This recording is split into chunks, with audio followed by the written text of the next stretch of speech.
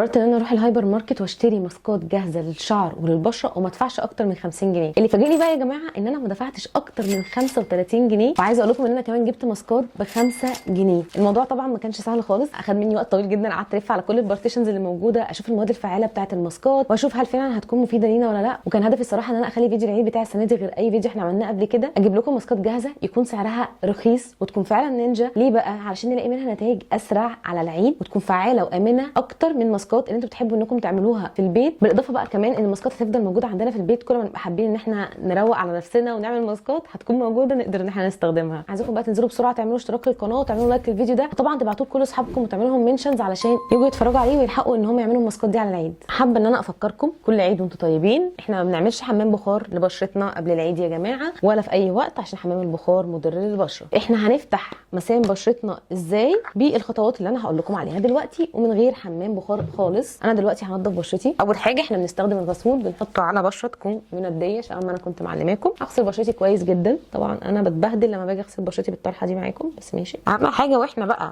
بنستخدم الغسول بتاعنا نعمل بالغسول حركات دائريه على بشرتنا لمده دقيقه كامله. ليه؟ علشان الغسول لو في مواد مقشره تقشر معانا البشره بطريقه كويسه، ونضمن ان الغسول استفدنا من المواد الفعاله اللي موجوده فيه. بعد ما هنغسل بشرتنا بالغسول في العادي احنا المفروض بنستخدم ماسك يكون فيه طن علشان نفتح المسام شبه ما بيقولوا، او ان احنا نساعد ان المسام لو فيها بثور سودا ان هي تطلع معانا اسرع. فبصوا بقى، انا لقيت ماسك هوم بديل لماسك الطمي. في ماسك الطمي بتاع بوبانا لقيته موجود، سعره عامل 55 جنيه لو حد عايز يجيبه، ولما قريت المكونات بتاعته كان يعني كويسه. بس انا لقيت الماسك ده عامل تقريبا 34 جنيه، اسمه الترا فير، والماسك ده موجود فيه مواد فعاله حلوه جدا بتساعد على تفتيح البشره. فقلت ليه لا، تعالوا نجربوه مع بعض، واكيد برده هو هيساعد ان هو ينظف مسام البشره كويس. انا اول مره استخدمه معاكم دلوقتي، فخلونا نشوف مع بعض يعني هل هيكون فعلا كويس ولا لا. ما فيهوش ريحه، فدي حاجه بالنسبه لي الحمد لله امنه. حلو، قوامه خفيف جدا على البشره زي ما انتم شايفين، بيتفرد بسهوله. فلغايه دلوقتي الدنيا تمام. انا بحب ان انا احط الماسكات في كل حته الا منطقه حوالين العين، وبنسيبه لمده تلت ساعه وبعد كده بنشطفه. يا جماعه شلت الماسك حرفيا مخلي بشرتي ناعمه بطريقه مش طبيعيه والله العظيم،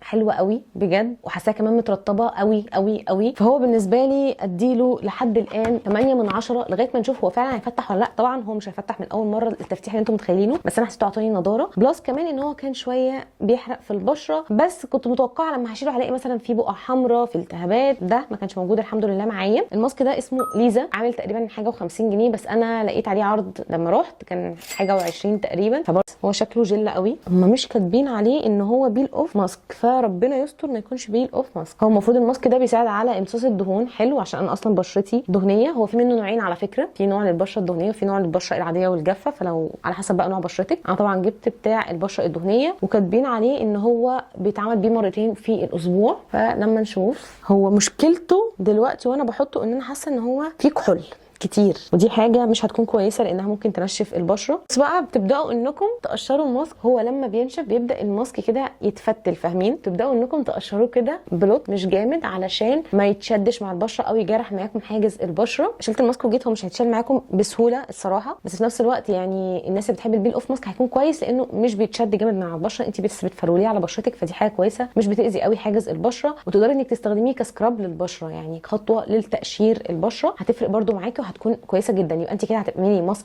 تفتيح وماسك تقشير. طب لو هتقولي لي يا منى انا عايزه اجيب واحد بس فيهم، هتجيبي طبعا التفتيح لانه كان كويس معايا، حسيت ان هو عطى نضاره لبشرتي، عطاها ترطيب، ممكن مع الوقت يفتح، مش عارفه الصراحه الموضوع ده لان اول مره اعرف البراند ده اصلا، بس هجربه اكتر من مره اكيد واقول لكم هل فعلا لقيت في فرق منه ولا لا. وبدخل بقى على خطوه المفضله لقلبي وهي الشيت ماسك. الشيت ماسك خطوه اختياريه ورفاهيه وكل حاجه، بس انا بحب ارفه نفسي في العيد الصراحه وفي المناسبات المهمه، لان هي فعلا بتدي ترطيب كويس جدا للبشره. بصوا يا جماعه، النوعين دول سعرهم 23 جنيه، فسعره قليل جدا، وجربتهم قبل كده ترطيبهم تحفه حرفيا بجد. يعني ممكن تعملوا سكرينات شوت بقى او حاجه. بس قررت ان انا اجيب بتاع بوبانا الشيت ماسك ده، لان انتوا سالتوني على ماسكات بوبانا، فقلت بدل ما انا ما جبتش ماسك الطمي خليني اجيب حاجه ثانيه من بوبانا لو عايزين تجربوها. ده بالفحم، هم عاملين طبعا انواع كتير جدا، بتجيبي النوع المناسب لنوع بشرتك واحتياج بشرتك. طبعا عشان انا بشرتي دهنيه فقلت اجيب ماسك الفحم بحيث ان هو يكون كويس معاها. عامل ازاي من جوه والكريم اللي فيه ده اعتقد عامل ترطيب كويس. طرحه البيضه في ذمه الله، احنا بنشده كده جامد وبنحط دي ورا ولا الودن. بنسيبه لمده ربع ساعه، وفي المده دي احنا بنفضل نعمل حركات دائريه كده على الماسك علشان الماده اللي جواه تمتص. بس بجد لذيذ قوي، تحسوا كده ان هو عمل تبريد للبشره. هسيبه ربع ساعه ويجي عشان مش هينفع قدام الكاميرا المنظر ده. بصوا بقى، المفروض البواقي اللي هي على البشره دي هم كاتبين ان احنا المفروض بنشيلها بقطنه، مش عارفه ليه. يعني في العادي ان احنا المفروض نعمل لها مساج عشان البشره تشربها،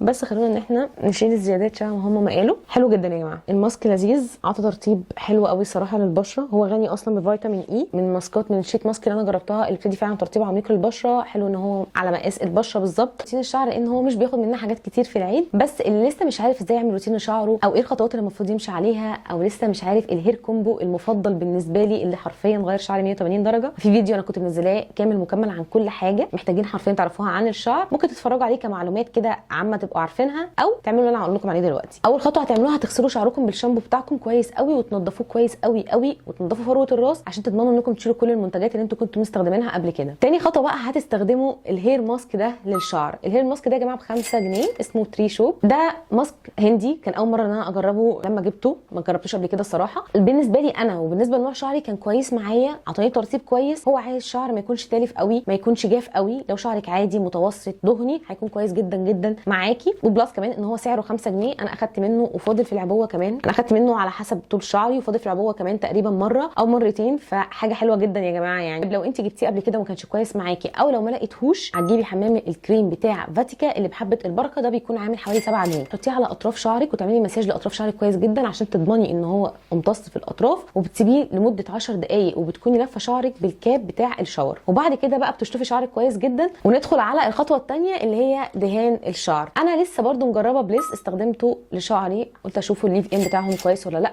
كان كويس معايا. هو عايز شعر يكون كيرلي، لان هو بيعمل ديفينيشن للكيرلز اللي بتكون موجوده في الشعر، بيخليها واضحه كده اهوت، وبيرطبها بعمق. مش عايز شعري يكون ناعم الصراحه، مش هيكون احسن حاجه معاه. عايزه اقول لكم ان الباكت شبه ده ممكن يقعد معايا يعني ممكن اسبوعين ولا حاجه عقبال ما اخلصه، لانه شايفين حجمه كبير ازاي. طيب ايه البديل لو انت ما لقيتيش بليس؟ هتجيبي اي كريم مرطب عندك تدهني بيه شعرك، او لو كان عندك زيت جوجوبا من زمان لما كنت جايباه مثلا، لما كنت قايله لكم تجيبوه تدهني بيه برده شعرك، هيكون كويس جدا مع شعرك. لو انت مش بتحبي انك تعملي حمام كريم، فانت ممكن تبدلي خطوه حمام الكريم بحمام زيت، باي نوع زيت موجود عندك في البيت. انا مش هقول لك روحي اشتري انواع جديده، بس انك تعمليه بطريقه صح. بتسيبيه لمده ساعه على شعرك، مش بتنامي بيه ولا الكلام ده كله، وبتشطفي شعرك كويس جدا قبله وبعده علشان ما يتراكمش على فروه الراس. طيب لو افضل زيوت عايز تعملي بيها حمام زيت قبل العيد، فانا برشح دايما زيت الارجان وزيت الجوجوبا، زيت السمسم، ومعاهم زيت جوز الهند وشويه زيت روزماري. ده كده يعتبر افضل حمام زيت ممكن تعمليه لشعرك قبل العيد. ودي كده يا جماعه تجاربي النهارده للماسكات. عايزاكم تعملوا تقييم للفيديو ده تحت في الكومنتات، تديله كام من 10. اللي عايز يعرف خطوات اكتر عن ماسكات العيد وتنظيف البشره قبل العيد، انا عندي كذا فيديو هنا على القناه، ممكن تدخلوا تتفرجوا عليهم،